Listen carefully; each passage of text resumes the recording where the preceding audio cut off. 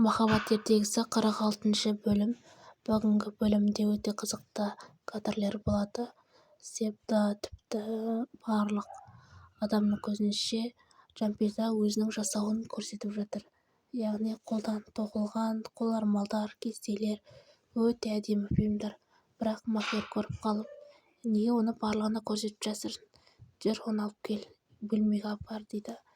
Ашуланып кеткен Жанпиза барлық жүгін жинап бөлмеге әкеп ұрсыды. Сенің не шаруаң бар? Біз өзім әйелдер болып көрсетеміз дейді.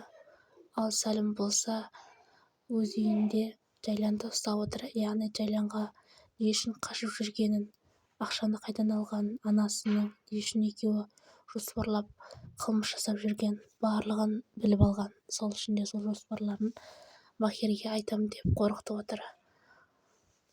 Енді оны айтпас үшін өзіне үйленуге әлдеқашан жасаған ұсыныс, бірақ Жайлан Илмаз әулет үшін бас тартып жатыр. Десе де әлі де ізінен Сәлім қалмай жүр. Екеуі татуласқан Жанпиза мен Махир бір төсекте жатады. Десе де бір төсекте жатса да бір-біріне әлі де сезімдері ашылмай ұрсып қала береді. Сен менен бұрын ұйықта, мен сенен бұрын ұйықтаймын. Бірақ таңертең ұйықтамай барлық жағдайын жасап кеткен үшін Жанпиза Махирді әлі де жақсы көріп қуанып қалды. Ал мұнда анасы, Жайланның анасы, яғни Махирдің үлкен әпкесі болып келеді. Жайлан анасына қоңырау шалып, біз екеуміздің не білдіргенімізді барлық сырты біліп қойды. Енді не істейміз дейді.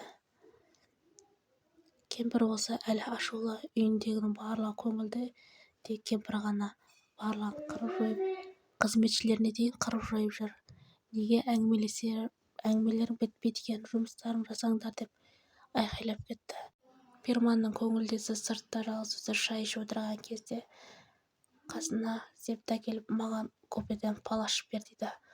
Купеден пал ашқан Септі алда жаман жаңалықтар күтіп тұр дейді. Бірақ оны ашуланып кетеді Септі. Ал мұнда Махир, Сәлім әдеттегідей Жайланды көндіріп жатыр. Маған үйленесің, менің әйелім боласың. Сол кезде барлық шындықтарды айтпайтын боламын. Тіпті милицияға да ұстап бермеймін. Өйткені қауіпті қылмыс жасаған екен. Жалғасы бар.